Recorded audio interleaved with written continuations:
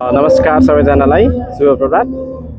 हामी चाहिँ आज काठमाडौँ शिक्षालय ललितपुर हिमारोलमा रहेको स्कुलमा छौँ, जहाँ चाहिँ आज parents day with robotics plus drawing exhibitions रहेको छ। हामीले देख्न सक्छौँ हाम्रो प्यारेन्ट्सहरू चाहिँ स्कुल प्रिमिसेसमा चाहिँ आउँदै हुनुहुन्छ र हामी इन्टर गर्दै गर्दा हामीले चाहिँ सुरुवातमै देख्न सक्छौँ रोबोटिक्स तथा ड्रइङ प्रोजेक्टहरू चाहिँ र साथै प्यारेन्ट्स पनि आउँदै हुनुहुन्छ।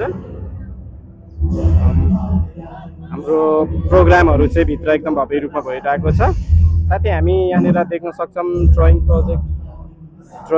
प्रोजेक्टहरू साथै रोबोटिक्सका प्रोजेक्टहरू। प्यारेन्ट्सहरू चाहिँ निकै इङ्गेजिङ भएर चाहिँ रोबोटिक्स प्रोजेक्टहरू चाहिँ हेरिरहनु भएको छ। अब यहाँ हामी सुरुमा देख्न सक्छौँ प्रोजेक्ट रहेको छ जसले चाहिँ नमस्कार गरिरहेको छ, जसको नाम चाहिँ ग्रिटिङ रोबोट रहेको छ।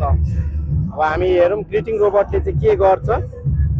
एकचोटि हामी अगाडि गएर हेर्छौँ ग्रिटिङ रोबोटमा चाहिँ सेन्सरहरू देख्न सक्छौँ।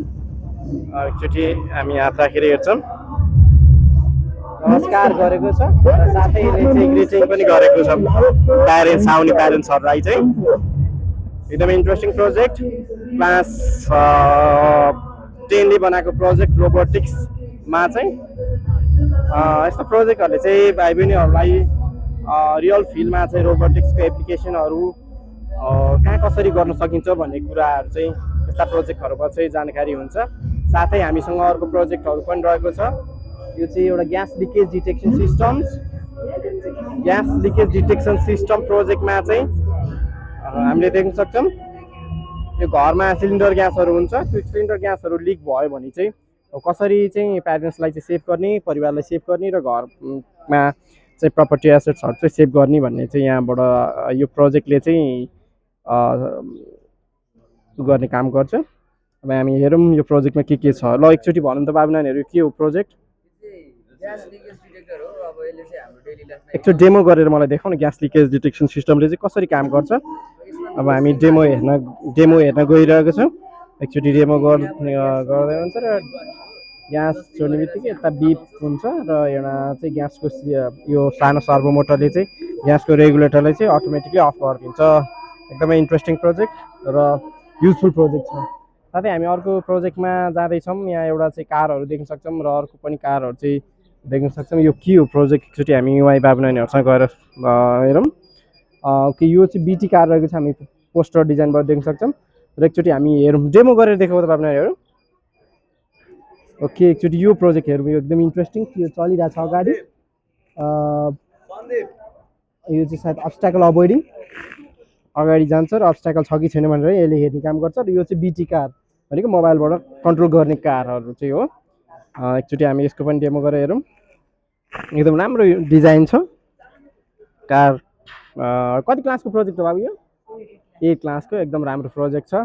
त्यस्तै हामी एकचोटि अर्को प्रोजेक्ट सिएनसी लेजर, के हो सिएनसी लेजर त्यसको बारेमा हेर्छौँ। र साथै हामी एउटा फ्लेक्स रहेको छ रोबोटिक नेपालको। रोबोटिक नेपालले चाहिँ अहिले विगत 40भन्दा बढी स्कुलहरूमा चाहिँ रोबोटिक्स एआई कोडिङको क्लासहरू, स्टेमको क्लासहरू चाहिँ गराइरहेको छ विभिन्न डिफ्रेन्ट स्कुलहरूमा चाहिँ। त्यस्तै हाम्रो काठमाडौँ शिक्षालयमा पनि रोबोटिक्स क्लास चाहिँ विगत 2 वर्षदेखि चाहिँ भइरहेछ।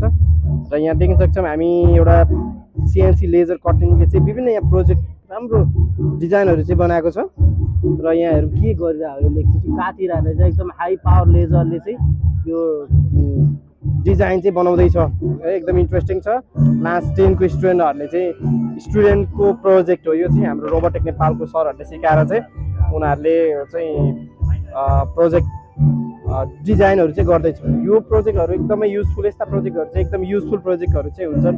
उनीहरूले यस्ता कम्पोनेन्ट्सहरू युज गरेर चाहिँ स्टार्टअपहरू खोल्न सक्छन्, डिजाइनहरू बनाएर सेल गर्न सक्छन्। यो चाहिँ जस्ट पढाइ मात्र भन्दा पनि रियल लाइफमा कसरी युज हुन्छ भन्ने कुराहरू चाहिँ यहाँबाट चाहिँ बच्चाहरूले चाहिँ सिक्छन् है। एकदम राम्रो छ। त्यस्तै हामीसँग अर्को एउटा प्रोजेक्ट छ टी डिस्पेन्सर मेसिन। अब टी डिस्पेन्सर मेसिन यो पनि सायद कप राख्दा चाहिँ टी झर्ने होला। एकचोटि मैले प्र्याक्टिकल गरेर हेर्छु त प्र्याक्टिकल एकचोटि नानीले गर्दै हुनुहुन्छ। एकचोटि गरौँ, हेरौँ त कसरी टी चाहिँ झर्छ यहाँबाट। ओहो, एकदम राम्रो छ। कप चाहिँ टक्क राख्ने बित्तिकै आफै टी चाहिँ झर्ने रहेछ। यो चाहिँ हाम्रो एकदमै युजफुल प्रोजेक्ट।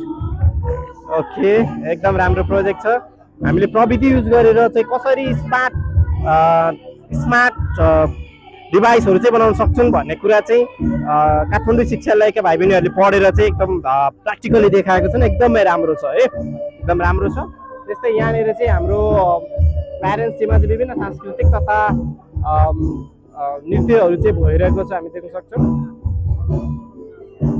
धन्यवाद